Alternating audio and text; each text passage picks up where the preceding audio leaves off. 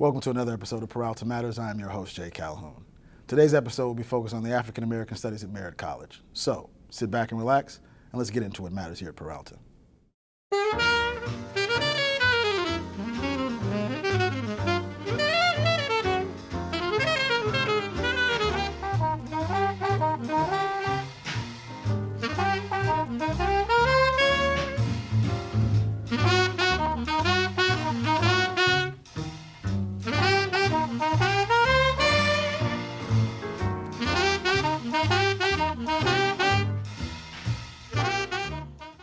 I'm Congresswoman Barbara Lee. Join me in watching Peralta TV. Welcome back to Peralta Matters. I'm your host, Jay Calhoun. For those of you who don't know, Merritt College is the impetus for African American studies and ethnic studies as a whole. Right now, we're joined by Dr. Siri Brown, celebrated instructor and ethnic studies department chair for Merritt College. Dr. Siri Brown, welcome to the show. Thank you, James. Appreciate it. Let's give our Peralta audience a little bit of a brief history about who and what Siri Brown is about. Well, Siri Brown is really about honoring my ancestors through the work that I do and the way that I teach, and hopefully my impact on the minds of students that come through the classroom. Right on. And so I really am someone who is constantly reflecting on what our people have been through and what our people have built and achieved. And it inspires me a great deal. This is a very real thing to me. I think it's why I ended up studying histories, because something about our ancestors that just called me to tell their story and to uplift them. And so I feel we have such a great role to play. And I'll look back on historical figures and look at what they did and what they contributed, and it keeps me motivated. Excellent. And keeps me moving forward with progressing as a teacher. Excellent. How long have you been teaching? I've been teaching for, I think, over 17 years. Really? At Merritt, yes. At Merritt, I've been there for 10 years. Right on. Right. And then before then, I was teaching in Southern California and also in Ohio. Okay. All right. And how long have you been department chair? I've been the department chair at Merritt College for, I believe, 8 years or 7 years. Different role, or are you feeling the same teacher zeal? It's a different role. You know, Black Studies came out of protest, and it came out of the desire of students to take a hold of the academy and force the academy to replace the emphasis from a Eurocentric perspective to an African-centered perspective. Right. And so when I'm doing my work as chair, always in the back of my mind is that this is a discipline that came from protest, and there are a lot of people that don't want it to exist. Right. And we know that this is true in the state of Arizona, where it's been outlawed. San Jose State is struggling with their department. Really? UC Berkeley. So this is a constant battle. Right. And so becoming chair is really about let me make sure that I can advocate for ethnic studies, advocate for African American studies. But at Merritt, we really haven't had the kind of challenges that other departments have, because we stand on this historic tradition where we founded the Black Studies movement. And it has such a strong history and strong student participation and attendance that we really don't have to battle too much. But I say stay on the front lines, and keep playing chess to make sure the department stays strong. I want to touch a little bit on that. For those who don't know, there's a documentary that the college did also called Merritt College, Home of the Black Panther Party. So right, watch excellent. That. Talk about what it means, not only personally, but on a whole, to stand on such shoulders and teach from such a platform to these students who more than anyone need it. Thank you. That's a great question, because it means everything to me. It's why I applied for the job. Right on. And we all have choices, once we get higher education, we have some choices we can make. And it's why I was so elated to get the position, because I knew that that I was a part of the second generation of the Black Studies movement, and that this is not something to just get comfortable with and be satisfied that we have these classes, but it's something that we constantly need to build and reshape for today's community, and continue to dream and act in ways that take it forward, so that it can never be dismantled. At all. My work is really around, you can't ever touch this, because if the students keep coming and we have innovative programs and innovative classes and take students abroad, all these pieces that it's just we're constantly in the mouths of our people, and the students are in the seats, and it helps keep the movement strong. There we go. Let alone our individual department. Right on. Speaking of that, you just touched on it. African history is world history. Yes, and indeed. You also make it a point to teach your students some of the stuff that goes on outside of these borders. Talk a little bit about that. Yeah, we are Pan-Africanists, and so we have a very clear ideology around who we are as a department and who it is we hire in terms of adjunct faculty. And so we're clear, Pan-Africanist, nationalist, African-centered perspective, or you're not going to be teaching in our department. Okay. Because we have objectives, you know, that we want students to engage in while they're with us. Right. And as Pan-Africanists, we understand that we want to strive to create a mindset that we are all African people. We have a lot in common. We have a common heritage, a common history, a common culture, and common conditions today. Yes. And that the more that we stay ignorant about each other and divided against each other, not just in our community, but also just globally, Yes. that the more we'll continue to be in the condition that we're in. So the first thing that I worked on with my adjuncts was to develop classes that reflect that. Right on. Professor Ampiam is a well-respected historian in the community, and we developed a class on classical African civilizations. We've developed classes on the African heritage of Latin America, and a class on Pan-Africanism, and just put that as a part of where we think students should also engage in. Right, right. You also take your students abroad. Yes. Cuba, Jamaica, Brazil, or Teachers Brazil. Talk a little bit about, one, why, and two, what does it actually do for your students and also for you? Yeah, the reason why I particularly do it is because I was in college on financial aid, struggling and crying to get through, and somehow I managed to apply for a study abroad to Ecuador and Costa Rica. Right on. Okay. I didn't even really know like what these countries were or what. That trip transformed my entire experience because it globalized my thinking. It had me questioning and thinking about politics and culture and, you know, all these aspects in a way that I never would have had I not left the country. Gotcha. I don't think you can really know the United States of America unless Until you you leave leave it, it, yes. And see the impact of its policies on different Correct. countries. Correct. But it also touched me because wherever we went, you know, there were African people there. I didn't know there were black people in Ecuador.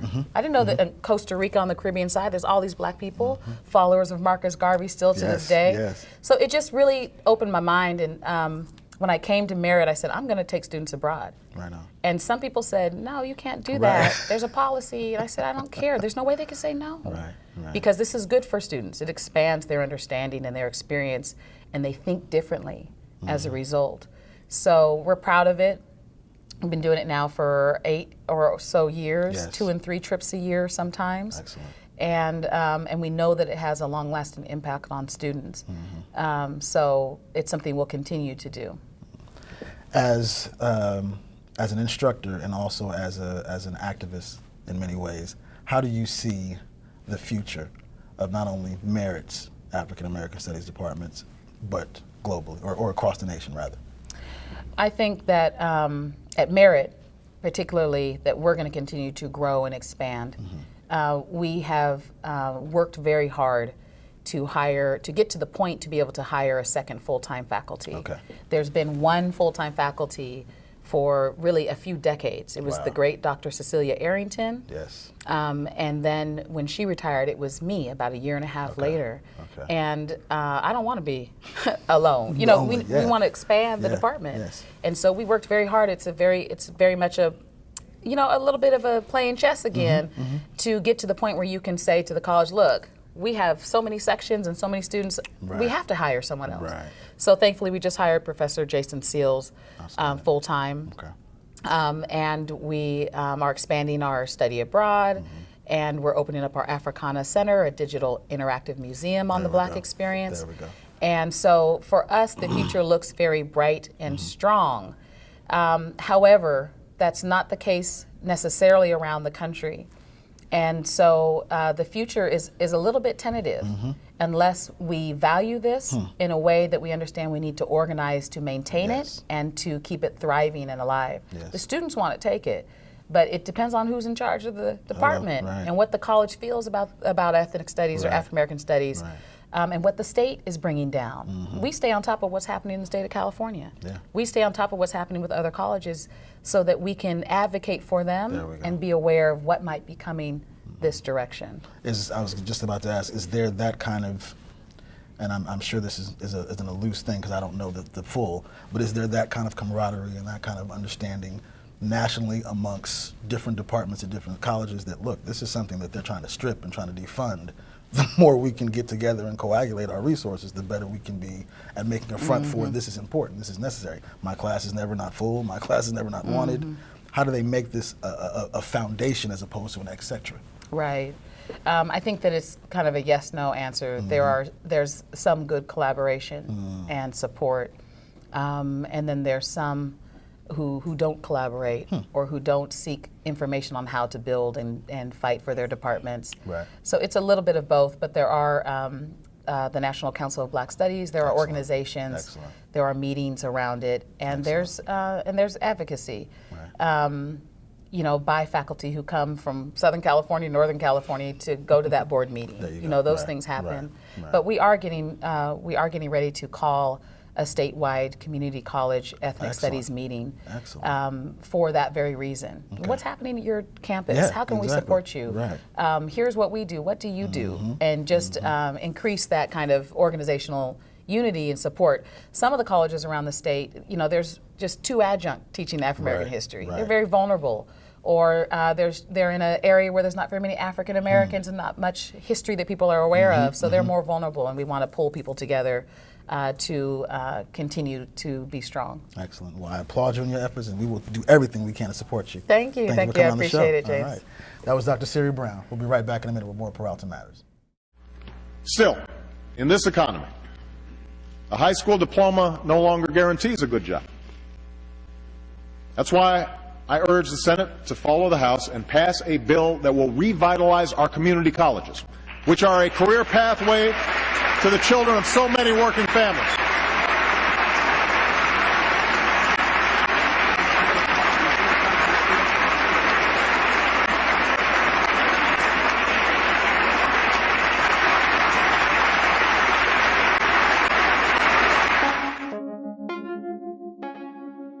Peralta TV, programs that matter.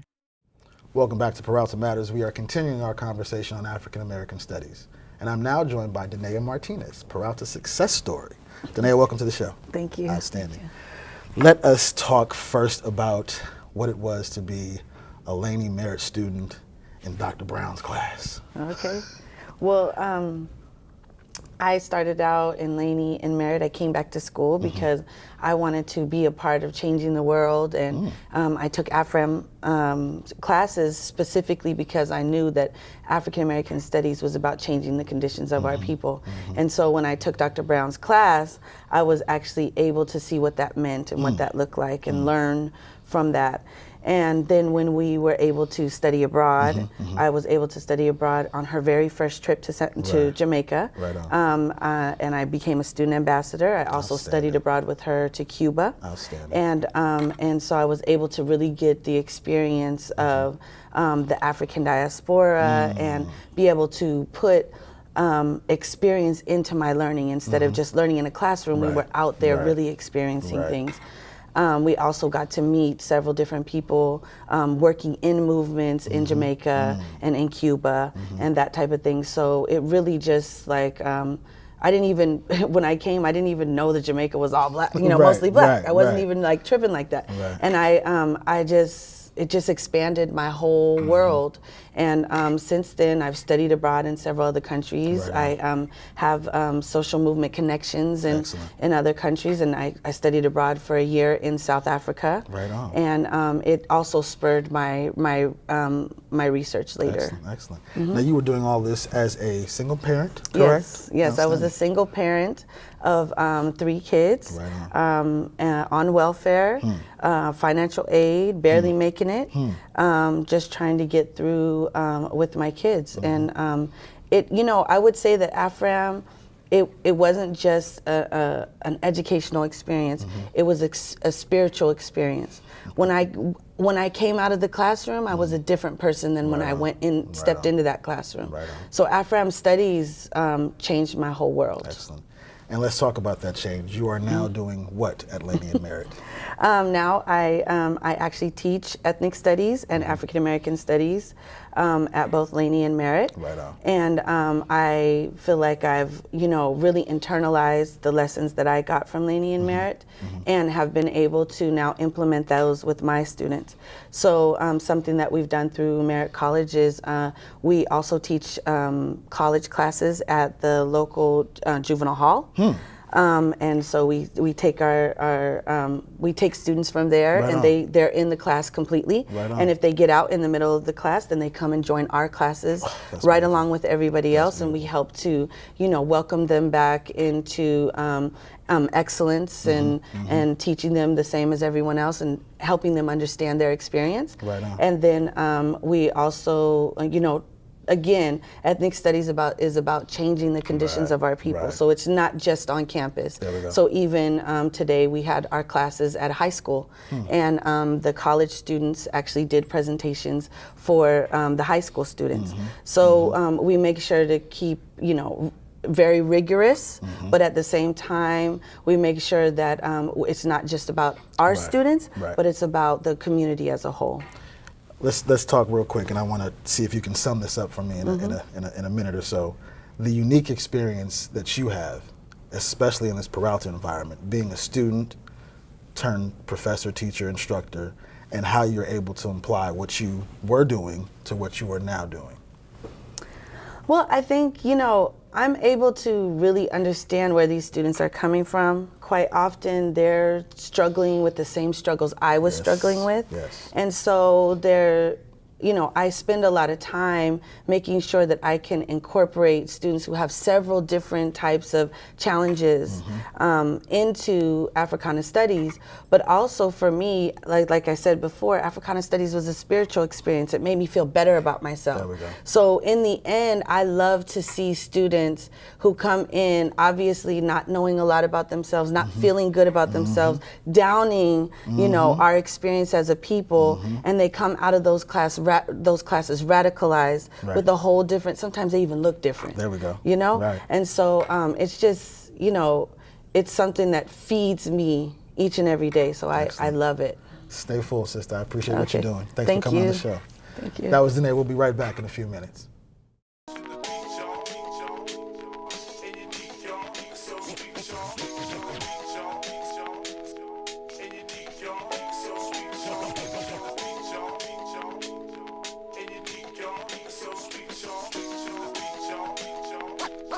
Gonna give you a taste of the shoe shot beat.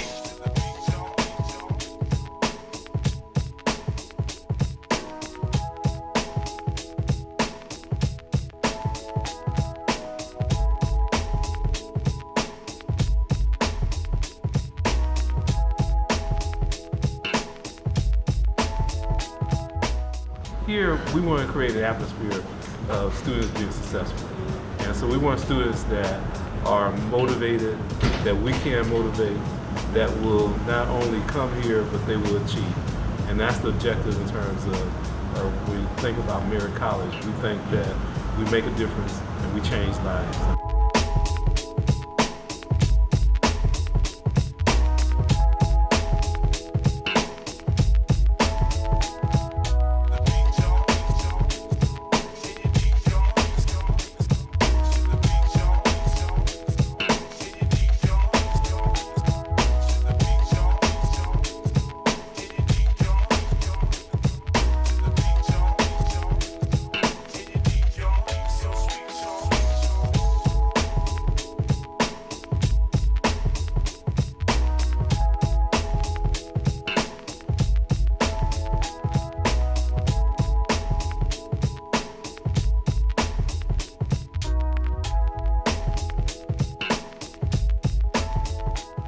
I dressed down. I didn't throw on my 4 chains. I'm trying to do the school thing, get a 4.0. School was cool. Y'all remember that?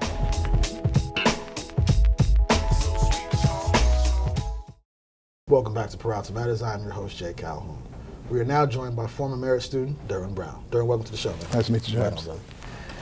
I want you to give our audience a little bit of the experience, not only through the African American Studies Department at Merritt College that you graduated from in '08, but also as an African American male from this community going through that course? Talk a little bit about that. Well, I had a very unique, well, I wouldn't necessarily say a unique experience.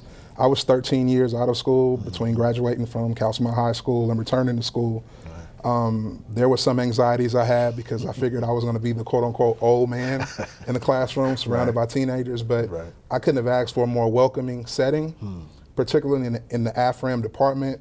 Was really, without sounding cliche, it's definitely family-oriented. There was a legitimate and genuine concern for wanting us to do well, setting a rubric, and also as far as setting standards. Particularly looking around that there weren't many black males enrolled at the time, and then the success rate for those that completed their degrees. I always felt supported, totally supported by the department. Right on.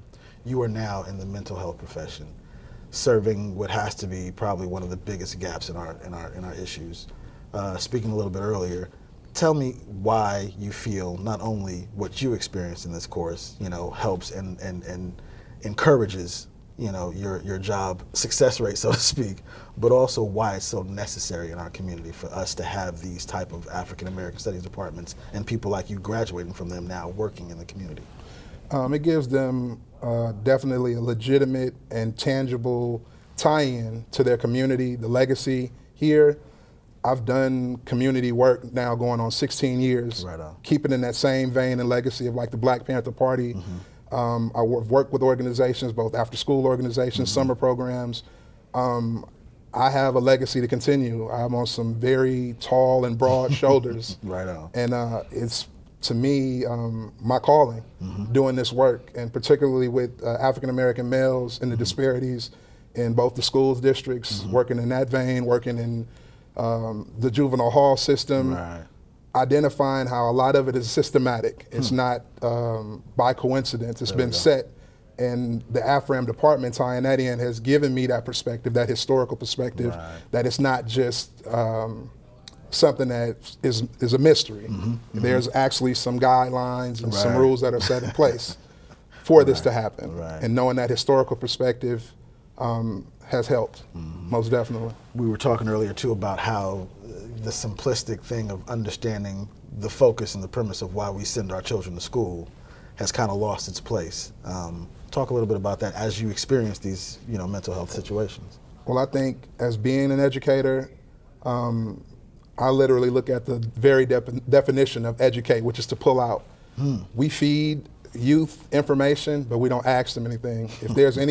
If there's one question that always pops up for me in doing this youth work, is one of the biggest complaints they have is that we don't ask them questions. We feed them info, but we don't ask their feedback. There is no buy-in. You tell me to do well, you tell me to go to school, but as cliche as it sounds, the question comes back, why? Am I going to be celebrated? I've worked with youth that are 4.0 students that are not celebrated. So what's supposed to be their motivation? What's the tie-in? What is the buy-in? What's your answer to that? They are the future. They are the torch bearers. That this is your community, that you can take it over. A lot of times we take it over in negative ways, but to show them that there is another way, and that's usually, who wants to get involved? That's what they deal with. These youngsters want you to, quote unquote, pull their collar and tell them that there is another way, and they respond to it immediately. They actually desire that. But this is the first generation, as I say, that we're afraid of. I refuse to be afraid of my youth. I refuse. Durwin, thank you for doing your work, brother. Thank you, Brother James. Thanks for coming on the show. Thank you, sir. We'll be right back with more Peralta Matters. So tonight I ask every American to commit to at least 1 year or more of higher education or career training. This can be a community college or a 4-year school, vocational training or an apprenticeship. But whatever the training may be, every American will need to get more than a high school diploma. Peralta TV, programs that matter. Welcome back to Peralta Matters. We are now talking to Domonicke Dunlap, current student at Merritt College, correct? Yes. Outstanding. Welcome to the show. Thank you. Nice to meet you. My pleasure. So, I want to get the grit, dirty down secrets of how Dr. Brown really curses and acts a fool in her class. Okay. Is that true? Absolutely not. Okay. No. Right. Sorry to disappoint you. I always thought we could get some little dirt, some scoop here, but I guess not. So tell me exactly she is what. exactly who she is when you see her. Right on. Right Confident, strong, for her people, and wants you to succeed. Excellent, excellent. Coming to Merritt, in the midst of a bunch of things you were going through, talk a little bit about that and how you wound up in Dr. Brown's class.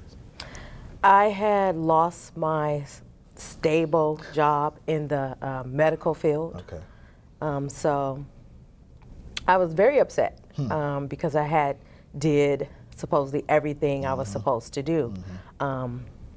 So I decided I'm gonna take my power back and go get a higher degree so you can't fire me anymore. So I enrolled fall 2011, went to my first AFRAM class. It was actually with Professor Hadari Davis, a poetry class. Yes. And so I was just so amazed and felt so ignorant at the same time because I didn't know majority of who he was talking about. Right on. Okay. I didn't know anything. So I was like, okay, these are my people. This is who I am. This is where I come from. So this is going to be my major, African American Studies. Right on. Yeah. You are set up to graduate soon and go on to Mills. Tell me what empowering thing or what few things that have helped you from these classes that you've taken at Merritt to now propel you to Mills and continue in this AFRAM calling, so to speak? Just to know that the educational system set up in America is one-sided. It tells the winner's story. And to find out all these great things about my culture, my heritage, my ancestry, it opened me up and it was transforming. Right on. So now going to Mills, I'm going to go and pursue a ethnic studies major with a public policy master degree. Right on. So I'm going to teach. I'm gonna be Dr. Brown. So I'm going to teach. She's my mentor, my friend, my role model. So I've decided I'm going to go and be her. The youth need to know who we are, how great we are, so they can, you can't go into your future without knowing your past. So I had to educate myself and know. So now I know where my future is. It's in teaching and in service and going to help my community. You kind of just said it, but give me another pitch as to what you say to the incoming students to Merritt College as for, I don't want to take no AFRAM, I'm black, I don't need to know about that. What would you say to them? There's so much you don't know, so much that has been hidden on purpose, distorted, put away, and if you don't go and seek the knowledge, you will not know. You have to take an AFRAM class. It is who you are. Excellent, excellent. Domonicke, thank you so much for coming on the show. Thank you. Continued My success. pleasure. Thank you. We just talked to Domonicke and a couple of students from Merritt College. We'll be right back in a few minutes with Peralta Matters. All aboard! Welcome back to Peralta Matters. I want to thank our guests for coming on today's show.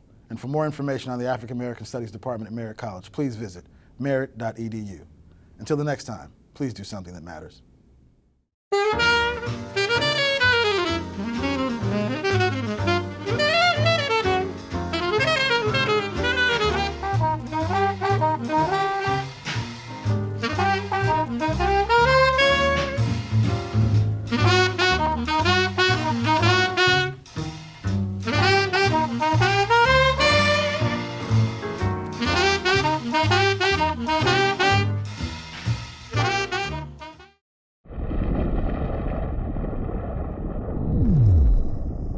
Peralta TV, programs that matter.